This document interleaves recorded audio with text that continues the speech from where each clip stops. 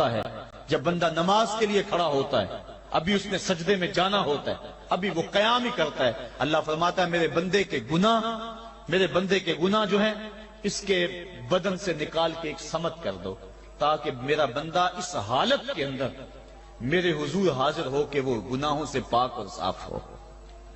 حضرت نبی رحمت صلی اللہ علیہ وآلہ وسلم فرماتے ہیں کہ پھر اس کے سارے گناہ اس کے بدن سے اتار کے ایک سمت رکھ دیے جاتے ہیں، اور بندہ مصلی پہ سبحان ربی العالی کے نغمے الاپتا ہے، رکوع کرتا ہے، سجدے کرتا ہے۔ جب سلام پھیر کے نماز ختم کر کے دعا کر کے جانے لگتا ہے تو فرشتے عرض کرتے ہیں مالک یہ جو گناہ اتار کے ایک سائیڈ پہ رکھے تھے یہ دوبارہ اس کو دے دیں؟ اللہ فرماتا ہے جس کی جھولی سے گناہ نکال لیے تھے دوبارہ اس کی جھولی میں نہیں ڈالیں۔ اللہ اکبر۔ اور ایک روایت کے لفظ ہیں کہ جب بندہ نماز کے لیے کھڑا ہوتا ہے اس کے کندھوں کے اوپر سارے گناہ آ جاتے ہیں اور اس کے سر کے اوپر گناہ آ جاتے ہیں، جب رکوع میں جاتا ہے تو کندھوں والے گناہ گر جاتے ہیں، اور جب بندہ سجدے میں سر رکھتا ہے تو اللہ تعالیٰ اس کے سارے گناہوں کو ختم کر دیتا ہے اور وہ بالکل پاک ہو جاتا ہے۔ حضرت سلیمان فارسی ایک دن ایک درخت کے نیچے کھڑے تھے، آپ نے درخت کی شاخ کو پکڑ کے جنبش دی، حرکت دی، موسم خزاں تھا، درخت کی شاخ کے سارے زرد پتے گر گئے۔ ایک صحابی پاس کھڑے تھے، انہیں پوچھنے لگے عثمان تو نے مجھے پوچھا نہیں کہ میں نے درخت کی شاخ کو یوں ہلایا کیوں ہے؟ انہوں نے کہا اچھا پھر آپ بتا دیں کہ آپ نے درخت کی شاخ کو یوں کیوں ہلایا ہے؟ کہا سنو پھر ایک دن میں اور چند صحابہ حضور کے ساتھ جا رہے تھے، رستے میں ایک درخت آیا، اس کے نیچے حضور کھڑے ہوئے، حضور نے اس طرح درخت کی شاخ کو پکڑ کے ہلایا، یوں پتے جھڑ گئے، ہم اس منظر کو دیکھتے رہے۔ حضور علیہ السلام نے فرمایا سلمان فارسی تو نے مجھے پوچھا نہیں کہ میں نے اس درخت کی شاخ کو یوں کیوں ہلایا ہے؟ تو میں نے عرض کی حضور آپ بتا دیں کہ آپ نے کیوں ہلایا ہے؟ فرمایا سلمان جس طرح اس درخت کی شاخ کو ہلایا گیا اور سارے پتے جھڑ گئے، جب کوئی بندہ سجدے میں سر رکھتا ہے نماز پڑھتا ہے اس کے سارے گناہ دھل جاتے ہیں اور وہ پاک اور صاف ہو جاتا ہے۔ ایک دن فرمایا صحابہ اگر کوئی بندہ اس کے گھر کے سامنے سے نہر گزرتی ہو اور وہ دن میں 5 مرتبہ اس نہر کے اندر غسل کرے تو بتاؤ اس کے بدن کے اوپر کوئی میل کچیل رہ جائے گا؟ عرض کی نہیں۔ فرمایا اس طرح جو 5 نمازیں پڑھتا ہے اس کے بدن کے اوپر گناہوں کا میل نہیں رہتا۔ فرمایا الصلاۃ معراج المومنین، نماز مومنوں کا معراج ہے۔ عماد الدین الصلاۃ، نماز دین کا ستون ہے۔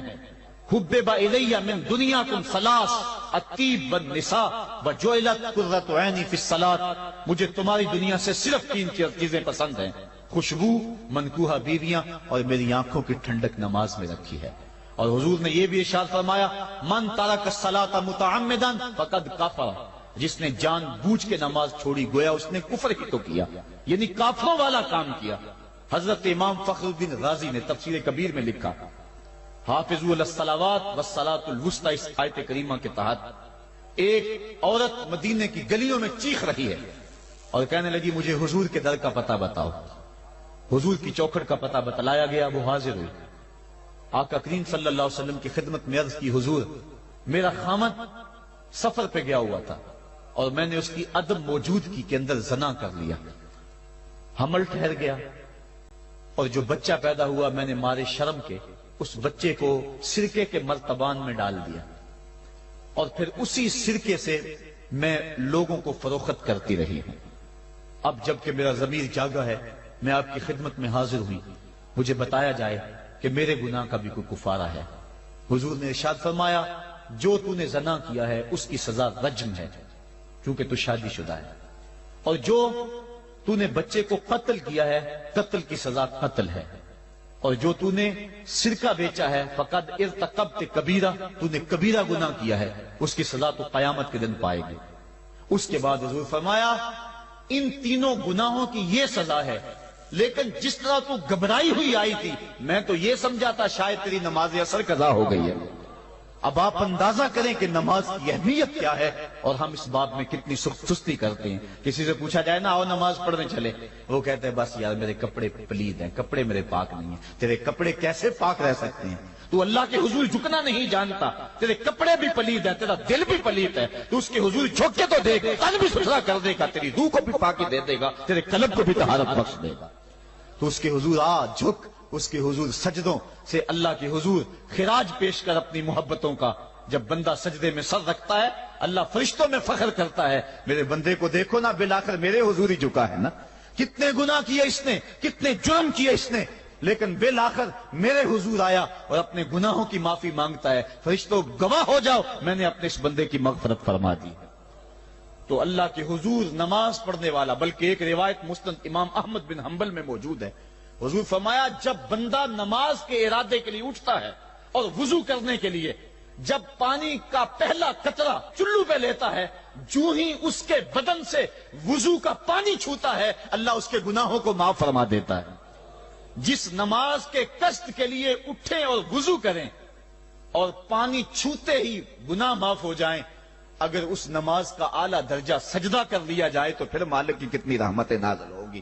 یہ کتنی بڑی دولت ہے، یہ کتنا بڑا سرمایہ ہے جس سے ہم لوگ محروم رہ جاتے ہیں۔ آؤ اللہ کی رحمتیں سجدے میں ڈھونڈے، سجدے میں پیشانی رکھ کے جب ہم اس کی رحمت کو مانگیں تو وہ مالک ہمارے اوپر رحمتیں نازل کرے گا۔ آج پوری دنیا کے اوپر مسلمانوں کے ساتھ جو حالات ہیں وہ کسی سے مخفی نہیں۔ کوئی کہتا ہے کہ معاشی طور پہ مسلمان کمزور ہیں، اس وجہ کو بھی میں تسلیم کرتا ہوں۔ مسلمان کے پاس آلات حرب و ضرب بھی موجود نہیں ہیں، اس وجہ کو بھی تسلیم کر لیا جائے۔ سیاسی طور پہ مسلمان کمزور ہیں، اس وجہ کو بھی تسلیم کر لیا جائے۔ یہ ساری وجہیں اپنی جگہ پہ، لیکن یہ بھی تو سنو مسلمانوں کی تعداد اس وقت 1.40 کروڑ ہے۔ افرادی قوت اتنی کبھی بھی مسلمانوں کی نہیں ہوئی تھی۔ اس وقت مسلمانوں کے پاس ایٹمی طاقت موجود ہے، اتنی قوت عسکری کبھی بھی مسلمانوں کے پاس نہیں ہوئی تھی۔ 56 اسلامی ملک ہیں جن میں قیمتی معدنیات سے اور تیل کی دولت سے اور سونے کی قیمتی معدنیات سے یہ مسلمان مالا مال ہیں۔ کیا کچھ نہیں ہے جو مسلمانوں کے پاس نہ ہو، لیکن ایک دولت چھن گئی مسلمانوں کے پاس، وہ سجدے کی آبرو، وہ سجدے کی عزت، وہ پیشانی رکھ کے اس رب کو پکارنا جو سب سے اعلیٰ ہے، جو سب سے بالا ہے، جس نے موسیٰ کے فرعون کو نیل کی موجوں میں ڈبو دیا۔ کیا پوری امت مسلمہ 1.40 کروڑ انسان سجدے میں سر رکھ کے سبحان ربی الاعلیٰ کے نغمے آلات کے اپنے رب سے گزارش کریں اور اپنی امت کا رونا روئیں؟ کشمیر میں لٹتی ہوئی جوانیاں اور پل قدس کے اندر بہتا ہوا خون، شبرغان سے لے کر کابل و قندھار تک اور موصل سے لے کر تکریب تک مسلمان کے اوپر جو ظلم و تشدد ہو رہے ہیں، اپنے رب کے حضور اس کا دکھڑا سنائیں اور اپنے مالک کو کہیں میرے مالک ہم لٹ گئے، ہم کٹ گئے، ہم پٹ گئے، اسلحے بھی موجود، افرادی قوت بھی موجود، سیاسی طاقتیں بھی موجود، لیکن اس کے باوجود مسلمان دبتا چلا جا رہا ہے۔ اسی کشتی کو ہے خوف تلاطم صدحیف منہ موڑ دیے تھے جس نے بڑھتے ہوئے طوفانوں کے، جو 300 ہو کر جرأت اور وہ طاقت اور وہ عظیمت کی داستانیں رقم کرتے ہیں کہ مالک تو بھی اس دن کو یوم فرقان کہہ کے پکارتا ہے۔ آج وہ امت بیچ منجدار کے اس امت کی کشتی ہچکولے کھا رہی ہے۔ ہماری فریاد، ہمارا استغاثہ تیرے سے ہے، میرے مالک ہمارا کھویا ہوا وقار بحال کر دے اور اس امت کو اس مرتبہ کمال تک پہنچا دے جس مرتبہ کمال تک یہ امت پہلے پہنچی تھی، اور ان کا کھویا ہوا وقار بحال کر دیا جائے۔ آج بھی ہم اگر سجدوں سے اپنے رب کو منا لیں اور وہ روٹھا ہوا رب آج بھی ہماری مدد کے لیے آ جائے تو پھر کوئی قوت، کوئی طاقت ہمیں نہیں لتاڑ سکتی۔ آئیے ہم سجدے سے اپنے مالک، اپنے خالق اور اپنے رازق کے حضور اپنی محبتوں اور اپنی الفتوں کا خراج پیش کریں۔ نماز ایک ایسی عبادت ہے جس کا حکم قرآن میں 750 مرتبہ کے قریب دیا گیا۔